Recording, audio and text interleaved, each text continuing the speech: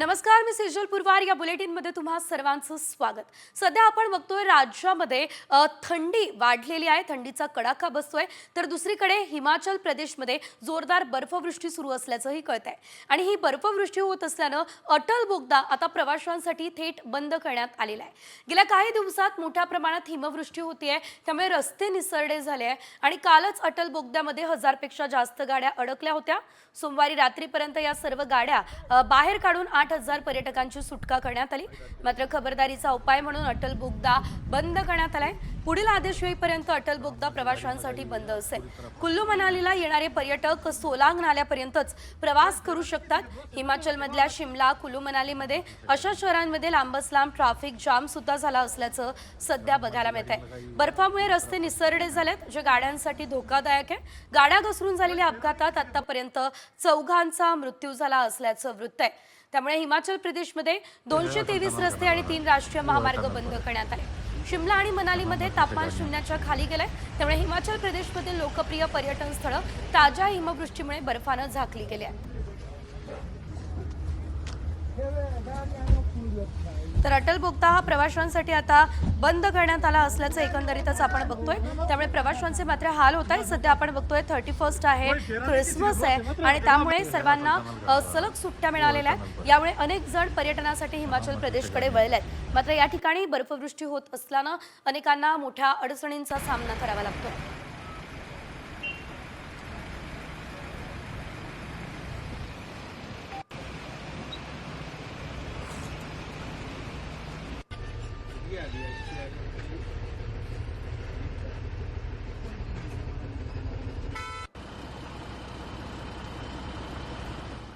तर बर्फवृष्टीमुळे अटल बोगदा पर्यटकांसाठी बंद करण्यात आलेला आहे.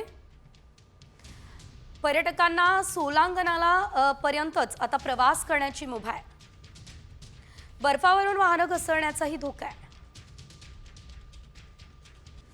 अटल बोगद्याच्या कोकसर पर्यंतच्या रस्त्यावर मीठ आणि युरियाची फवारणी करण्यात आलेली आहे. हिमाचलमध्ये बर्फवृष्टीमुळे 174 रस्ते आता बंद करण्यात आले.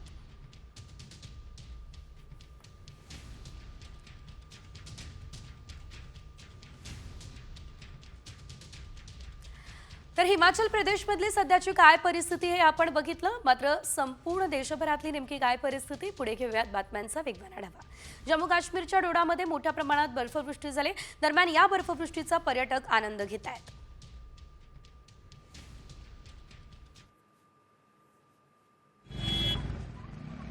जम्मू काश्मीरमध्ये बर्फवृष्टी झालेली आहे. परिसर संपूर्ण फुलून गेलेला आहे. डोंगरांवरती मोठ्या प्रमाणात बर्फाची चादर पसरली आहे. पर्यटकांसाठी हे आकर्षण ठरत आहे.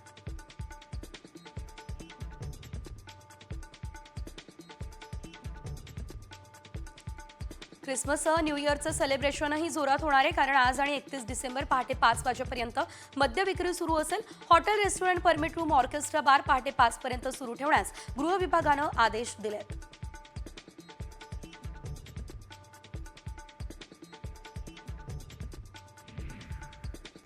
तिकडे माथेरानमध्ये क्रिसमस आणि नवीन वर्षामुळे पर्यटकांची मोठी गर्दी झाली असल्याचं सध्या बघायला मिळत आहे. देशभरातून पर्यटक निसर्गाचा आनंद आणि थंडीचा आनंद घेण्यासाठी दाखल झालेत. क्रिसमसची सजावट करून पर्यटकांचं स्वागत केलं जाते.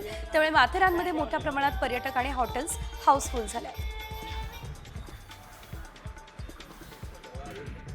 नाताळच्या सुट्ट्यांमुळे लोणावळा शहर हाऊसफुल झालं. देशभरातून अनेक पर्यटक लोणावळ्यामध्ये दाखल झाले आहेत. लायन्स आणि टायगर पॉइंटवरतीही पर्यटकांची गर्दी झाली आहे.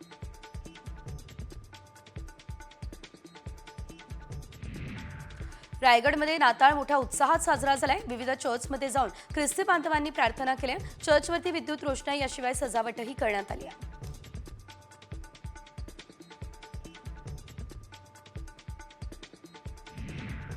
नाताळ सण हा संपूर्ण देशभरात मोठ्या उत्साहात साजरा केला जातोय. या पार्श्वभूमीवर मुंबईच्या वांद्रे पश्चिमेकडे माउंट मेरी चर्च परिसरात मोठ्या प्रमाणात विद्युत रोषणाई करण्यात आलेली आहे.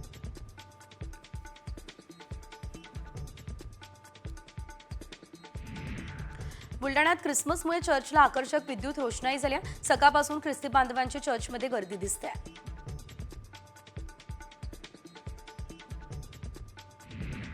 सोलापुरात मोठ्या उत्साहात ख्रिसमस साजरा करण्यात आला। शहरातील 7 रस्ता परिसरातील फर्स्ट ख्रिस्त चर्चला ख्रिश्चन बांधवांनी गर्दी केली। यावेळी फटाक्यांची आतषबाजीही करण्यात आली।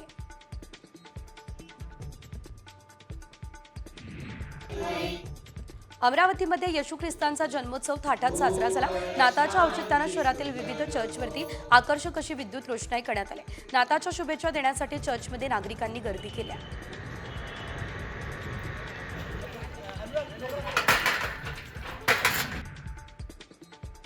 नाताळ सण आणि 31च्या पार्श्वभूमीवर मुंबई पोलिसांनी विविध ठिकाणी नाकाबंदी केलेली आहे। रस्त्यावरून जाणाऱ्या प्रत्येक वाहनाची कसून तपासणी केली जाते। फार्म हाऊस, रिसॉर्ट, रेतीबंदर, समुद्रकिनारी पोलिसांची गस्त वाढवली आहे। तर बार, पब यांनी ठरवून दिलेल्या वेळेचं उल्लंघन केल्यास त्यांच्यावरही कारवाई केली जाणार आहे। 31 डिसेंबरला संत गजानन महाराज मंदिर रात्रभर खुलं असेल। देशभरातून शेगावमध्ये येणाऱ्या भक्तांच्या वाढत्या संख्येमुळे मंदिर प्रशासनानं हा निर्णय घेतला। 31 तारखेला सकाळी 5 पासून 1 जानेवारीच्या रात्री 9 पर्यंत मंदिर समाधी दर्शनासाठी खुलं असेल।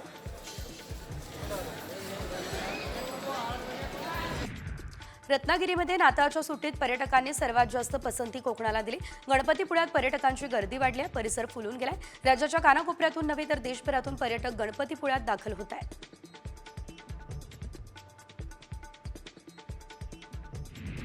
तुळजाभवानी मंदिर आजपासून 1 जानेवारीपर्यंत 22 तास खुलं राहील। सलग सुट्ट्यांमुळे तुळजाभवानी मंदिरात दर्शनासाठी गर्दी होते आहे। या पार्श्वभूमीवर मंदिर संस्थानानं हा मोठा निर्णय घेतलाय। बारामतीत टिपू सुलतान आणि मौलाना आझाद यांची जयंती उत्साहात साजरी झाली। शहरातून टिपू सुलतान, मौलाना आझाद आणि संविधानाची मिरवणूक काढण्यात आली। त्यावेळेस कुठलाही अनुचित प्रकार घडू नये यासाठी पोलीस बंदोबस्तही तैनात करण्यात आला।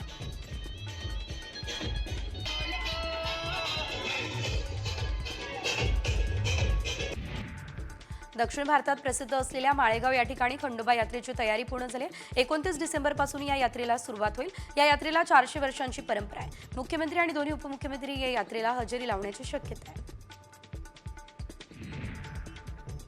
नवी मुंबई आणि मुंबईनंतर तिसरी मुंबई आता साकारली जाते। उरण, पेण आणि पनवेल तालुक्यातल्या 124 गावांमध्ये ही तिसरी मुंबई उभी राहणार आहे। त्याचा मास्टर प्लॅन बनवण्यासाठी सल्लागार नेमण्याची प्रक्रिया MMRDAने सुरू केली आहे। धारावीकरांना नवीन घरांचा ताबा मिळाल्यानंतर पुढची 10 वर्ष कोणताही मेंटेनन्स भरावा लागणार नाही। रहिवाशी नव्या घरात गेल्यानंतर पुढील 10 वर्ष संबंधित सोसायटीच्या देखभालीची जबाबदारी बिल्डरची असेल। त्यामुळे धारावीमधल्या रहिवाशांना हा मोठा दिलासा मिळाला आहे।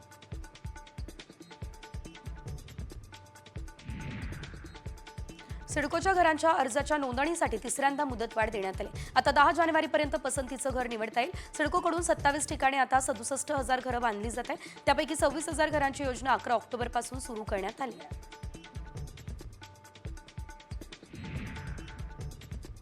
मुंबईकरांसाठी पुढच्या 6 वर्षांमध्ये 30 लाख रोजगार मिळतील। महायुती सरकारनं तसं लक्ष ठेवलंय। तर सेवा क्षेत्रासह गृहनिर्माण, बंदर विकास, पायाभूत सुविधा या क्षेत्रांमध्येही रोजगार निर्मिती केली जाईल।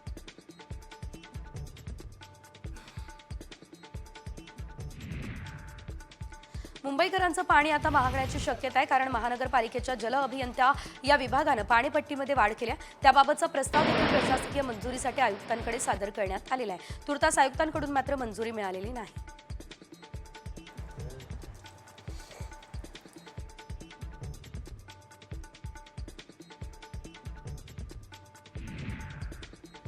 पुण्यात उद्या पाणीपुरवठा बंद राहणार आहे। तर भवानी पेठेतील जलवाहिनीच्या दुरुस्तीमुळे पाणीपुरवठा बंद ठेवला जाईल।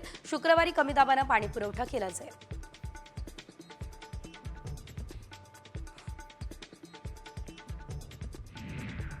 पुणे महापालिकेच्या भरारी पथकाच्या ताफ्यात आणखी 10 गाड्यांचा समावेश झालाय। पालिकेच्या घनकचरा विभागाच्या भरारी पथकाच्या कारवाईमध्ये वाढ होण्यासाठी 10 गाड्या प्रशासनानं उपलब्ध करून दिल्या आहेत।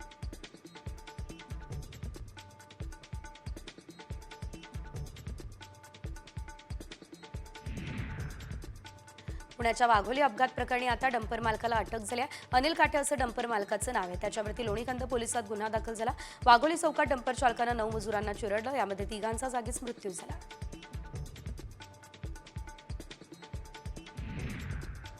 दरम्यान मजुरांना चिरडण्यापूर्वी चालकानं वाघोलीमधील वायफ रोडवरील ग्राहक सेवा केंद्राच्या दुकानावर देखील डंपर घातलेला होता।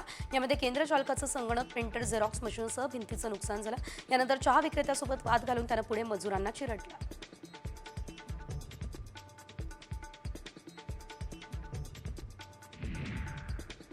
वाशिमच्या रिसोड शहरात कार थेट डिवायडरवर चढल्याची घटना घडली। रिसोड शहरातील लोणीफाटा परिसरात ही घटना आहे। हा संपूर्ण प्रकार एका सीसीटीव्हीत कैद झाला। कारमध्ये 4 प्रवासी बसून होते। सुदैवानं कुणालाही यामध्ये इजा झाली नाही।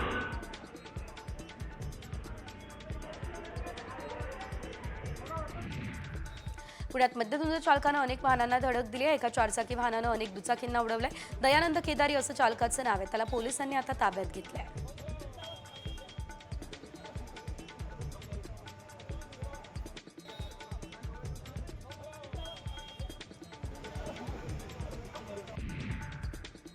मुंबई गोवा महामार्गावरती वीर या ठिकाणी कारला आग लागली। आगीत कार जळून खाक झाले तर कारमधील 3ही प्रवासी वाचले। अलिबाग इथून मालवणकडे जातानाची ही घटना आहे।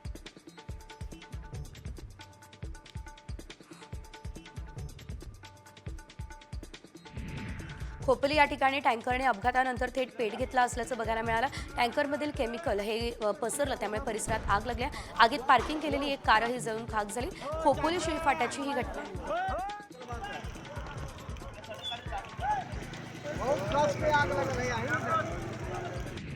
समृद्धी महामार्गावर केमिकल वाहतूक करणाऱ्या टेम्पोला आग लागली। कोपरगाव हद्दीत ही घटना घडली, त्यामुळे नागपूरहून मुंबईकडे जाणारी वाहतूक 2 तास खोळंबली।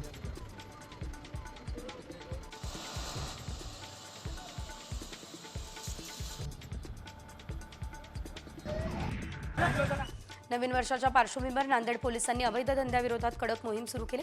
तेलंगणा राज्यातून आलेला 2.5 किलो गांजा पोलिसांनी जप्त केला। यात एका आरोपीला अटकही करण्यात आली। पुढील तपास सध्या पोलीस करतायत। कल्याणमध्ये अल्पवयीन मुलीवर लैंगिक अत्याचार करून तिची हत्या करण्यात आली। या प्रकरणी 2 आरोपींचं नाव समोर आलंय। यातील एक आरोपी पोलिसांच्या ताब्यात आहे, तर विशाल गवळी या मुख्य आरोपीच्या शोधात सध्या पोलीस फिरतायत।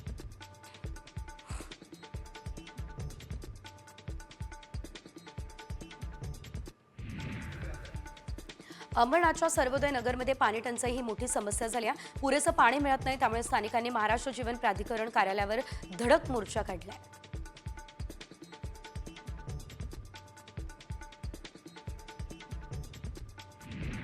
कोल्हापूरचं वैभव असणाऱ्या रंकाळा तलावाची दिवसेंदिवस दुरवस्था होतीये। राज्यकर्त्यांकडून यासाठी आता विकास निधी आणला जातोय, मात्र प्रत्यक्षात रंकाळ्याचं सुशोभीकरण आणि जतन संवर्धन केलं जात नाही असंच चित्र आहे। या पार्श्वभूमीवर आज रंकाळा परिसरात शेकडो रंकाळा प्रेमींनी काळ्या फिती लावल्यात, घोषणाबाजी केली। महानगरपालिका आणि प्रशासनाचा निषेध केलाय।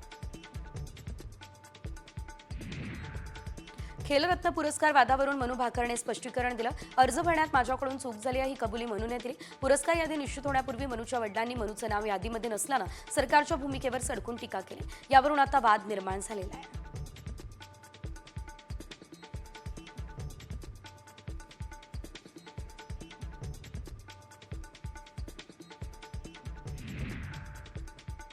आणि आता पाहूयात वर्षभरातील राज्यात घडलेल्या टॉप 10 महत्त्वाच्या घडामोडी।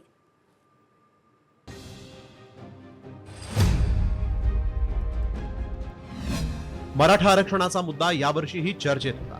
मनोज जरांगे पाटील यांनी ओबीसीतून आरक्षण देण्याची मागणी केली, ज्याला ओबीसी नेत्यांचा विरोध होता। यावरून मराठा आणि ओबीसी नेत्यांमध्ये चांगलीच जुंपली। अखेर राज्याचे तत्कालीन मुख्यमंत्री एकनाथ शिंदेंनाच हस्तक्षेप करावा लागला होता।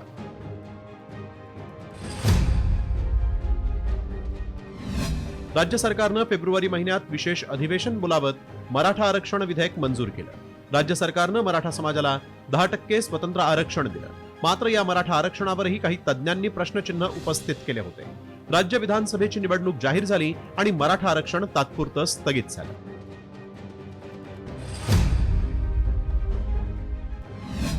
लोकसभेला महाराष्ट्रात लागलेल्या निकालामुळे केंद्रात स्वबळावर सत्ता स्थापन करण्याचं भाजपचं स्वप्न भंगलं। महाविकास आघाडीनं लोकसभा निवडणुकीत दणदणीत विजय मिळवला।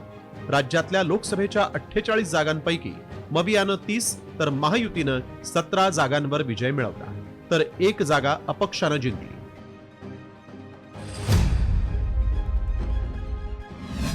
सरत्या वर्षाच्या अखेरची सर्वात मोठी राजकीय घडामोड ठरली ती विधानसभेचा निकाल। राज्यात पुन्हा एकदा महायुतीचं सरकार स्थापन झालं। महायुतीला 288 पैकी 235 जागांवर दणदणीत यश मिळालं, तर मवियाला 49 जागांवर समाधान मानावं लागलं। महायुतीच्या या यशात लाडक्या बहिणींची भूमिका सर्वात महत्त्वाची ठरली।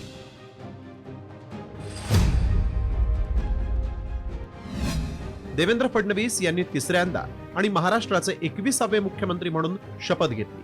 2014ला देवेंद्र फडणवीस हे पहिल्यांदा मुख्यमंत्री झाले. त्यानंतर 2019ला त्यांनी पहाटे मुख्यमंत्री पदाची शपथ घेतली. मात्र हे सरकार औटघटकेचं ठरलं. 2022ला शिंदे सरकारमध्ये देवेंद्र फडणवीस हे उपमुख्यमंत्री होते. महाराष्ट्राच्या इतिहासात आतापर्यंत उपमुख्यमंत्री कधीही मुख्यमंत्री झाला नव्हता. मात्र फडणवीसांनी 2024 मध्ये तो इतिहासही बदलला.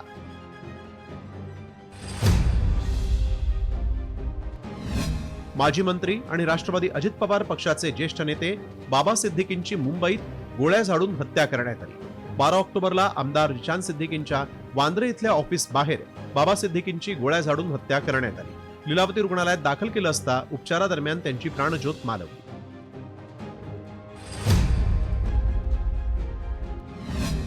एका शाळेत 4 वर्षांच्या 2 चिमुरडींवर लैंगिक अत्याचाराच्या घटनेनं बदलापूरच नाही तर संपूर्ण महाराष्ट्र हादरला. संतापलेल्या बदलापूरकरांनी 20 ऑगस्टला ट्रॅकवर उतरून रेल्वे बंद पाडली. आरोपीला तत्काळ फाशी द्या या मागणीसाठी त्यांनी 8 तास आंदोलन केलं. या प्रकरणातला आरोपी अक्षय शिंदे हा त्यानंतर पोलिसांच्या गोळीबारात ठार झाला.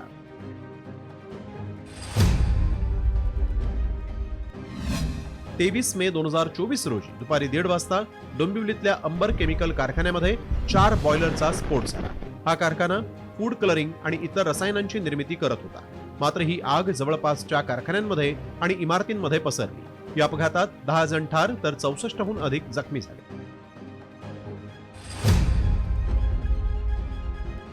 बहुचर्चित शिवडी नाभा सेवा सी लिंक अटल सेतू हा मार्ग अखेर 12 जानेवारीला पंतप्रधान नरेंद्र मोदींच्या हस्ते सर्वसामान्यांसाठी खुला करण्यात आला.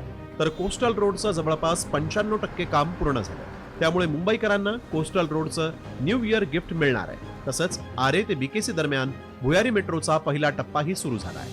अटल सेतू, कोस्टल रोड, भुयारी मेट्रोमुळे मुंबईकरांचा प्रवास सुखकर झाला आहे.